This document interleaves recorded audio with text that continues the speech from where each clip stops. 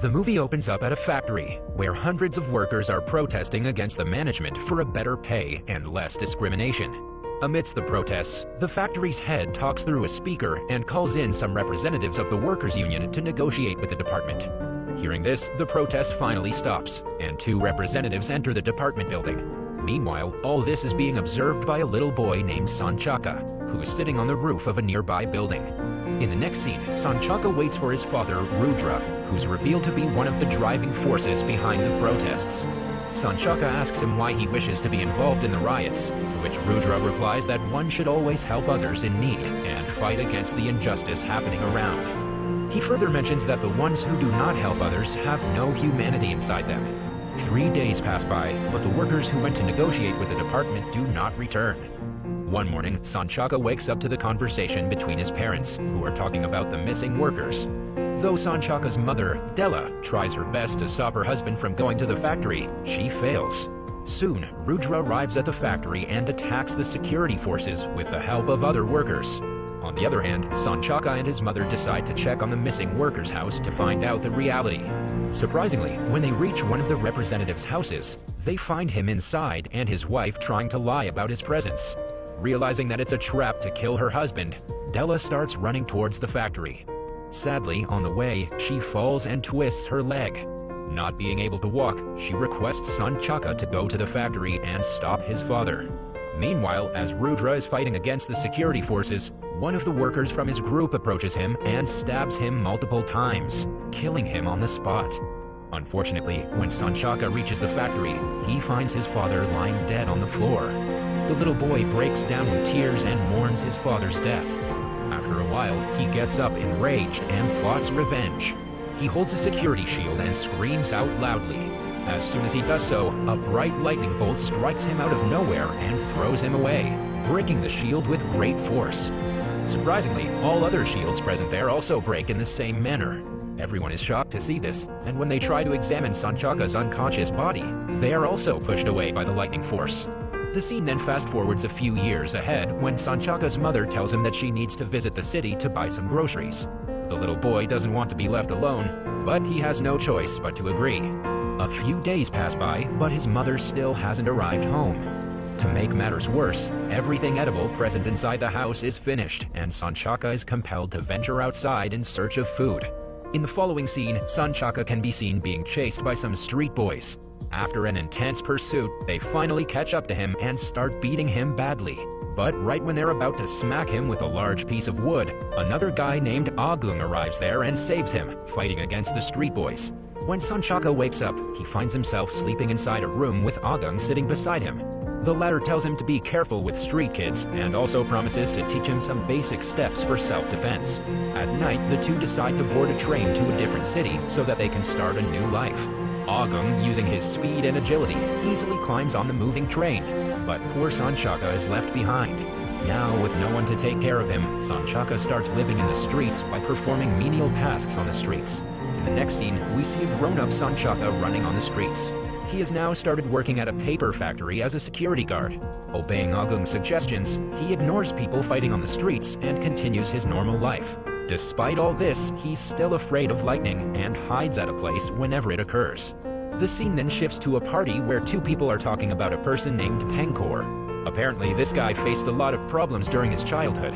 They discuss Penkor's family being burnt alive and how he survived by hiding inside a cupboard. The scene then flashes back in time when Penkor's uncle leaves him at a lower-class orphanage where children are abused. Afraid and fed up with the regular abuse, Penkor conspires with the orphans and kills all of the cruel orphanage owners. Sometime later, he gets his father's inheritance, and with its help, he looks after the orphans. Back to the present, Penkor is a criminal leader who controls a large portion of Indonesia's corrupt legislature and is also in charge of an army of orphans who have been trained as killers. He devises a plan to contaminate the rice supply with a substance that damages pregnant women's fetuses. The legislative release of an unproven antidote developed by an unidentified pharmaceutical business is then demanded by a large number of individuals. The dispute divides the parliament into two factions. One is dominated by Penkor and his friends, who are against it, while the other is led by lawmaker Ridwan Bari and his colleague Durga, who draft a bill to distribute it. During the party, Pankor approaches Durga and offers a handshake, but the latter refuses it, making Pankor angry. Later, when Durga is returning home, Pankor's men capture him and his family and kill them mercilessly. In the next scene, Sanchaka hears some noises from his neighbor's room and finds a couple of thugs threatening a poor lady, Wulan, for money. Seeing this, Sanchaka cannot stop himself and confronts the thugs. He then uses his superior fighting skills to easily defeat them. After the thugs leave, Wulan expresses her gratitude to Sanchaka for saving her and her brother Teddy. At night, while Sanchaka is working as a security officer in the factory, an even larger group of thugs attack him and beat him up badly. Presuming that he's dead, they throw him from the top of a building while it's raining heavily. Surprisingly, when a flash of lightning occurs, it passes through Sanchaka's body and wakes him up. The lightning cures all the wounds and brings him back to life. The next day, when Sanchaka visits the market, he notices Wulan planning with the market owners about ways to save themselves from the thugs. Just then, the same thugs who beat up Sanchaka earlier arrive at the scene and start chasing him. But this time, Sanchaka has the power of lightning and he defeats them easily. Seeing this, an impressed Wulan asks him to join their fight, but Sanchaka refuses and goes to work. Unfortunately, the group of bandits set the whole market on fire and destroy everything. As a result, a worried Wulan approaches Sanchaka and tells him that if a human cannot help others in need, then they are good as dead. Hearing these words, Sanchaka remembers his late father and decides to fight for the people. He then wears a mask and starts confronting the evil groups around the city. During one of his fights, an unknown person stabs him and takes away a little sample of his blood. Despite this, Sanchaka is not afraid, as he knows that his wounds will be healed by lightning. Meanwhile, the news broadcasts that the majority of pregnant females are suffering from a deadly disease after they started consuming the newly distributed food items. It also mentions that the children of the infected women will turn evil and will be the main cause of the increase in the crime rate around the country. All this is being executed by Pankor and his men to earn more profit by selling antidotes to the disease. In the next scene, Sanchaka learns to control his lightning powers and prepares a special suit for himself. He then fights against the mob groups around the city and prevents innocent families from being misbehaved and threatened. Sanchaka's new costume is nothing less than that of a superhero's costume. He then begins assaulting the thugs, including violinist Adi Sulaiman, a member of Pankor's vast network of orphan agents, and the one who's responsible for putting fire in the market before. Elsewhere, Pankor's bodyguard Aziz, along with his friend, dig a place and extract a secret box from it. Meanwhile, lawmaker Ridwan meets with other government officials and claims that Pankor is responsible for distributing the poisoned rice around the city. They then decide to work together to take on Pankor and approach the superhero Sanchaka for assistance after hearing his name in the news. Ridwan also orders the officials to distribute the antidotes to the poison. On the other hand, Pankor is presented with the corpse of Adi Sulaiman. Seeing him dead, Pankor becomes angry, as he was an orphan and was being cared for by his organization.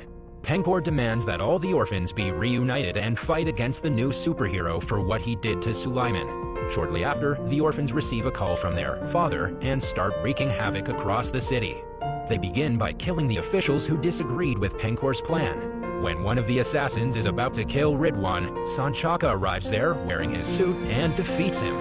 Ridwan then approaches Sanchaka and requests him to help save the people. In the following scene, the government officials somehow manage to agree on distributing an untested antidote to the people out of exigency. At the same time, Ridwan receives a call, informing him that the factory about to distribute the antidote belongs to none other than Pankor. Hearing this, Ridwan concludes that if Pankor is not stopped, no one would be able to stop the phony antidotes from being distributed to the people. Realizing that Sanchaka is the only one who can stop the vehicles carrying antidotes, Ridwan calls him and explains the situation over the phone. Surprisingly, as soon as Sanchaka hangs up the call, Pankor arrives at his place with his orphan assassin army and orders them to attack him. Even though he's weak, Sanchaka fights back and defeats them one by one using his powers. When Pankor is about to attack Sanchaka from behind, Ridwan arrives there and shoots him dead, hence saving Sanchaka. Elsewhere, people are about to receive the fake antidotes, which might make them sick or even kill them. Realizing the danger, Sanchaka sets off on a motorbike to stop the distribution convoy. With the aid of a mysterious lady, Sri Asi, Sanchaka is able to catch up with the distribution caravan and gets a sample of the fake antidotes. He then uses his superpower to destroy every bottle of antidote, as they exist at the same frequency as each other, similar to what he did with the shields at the beginning of the movie. As a result, the danger is finally averted, and all the people are saved from the deadly antidote. In the final scene, Pangor's associate, Gazul, destroys a wall to discover a hidden ancient tomb. He then brings out the secret box from earlier and sprinkles it with a few droplets of Sanchaka's blood, which was secretly extracted before. After this, he merges the body and the head, raising Ki Willawuk, a dangerous medieval warrior, and informs him of Sanchaka's coming by calling him Gundala. The movie ends with Ki Willawuk ordering Gazul to manage an army of assassins to ensure war with Sanchaka.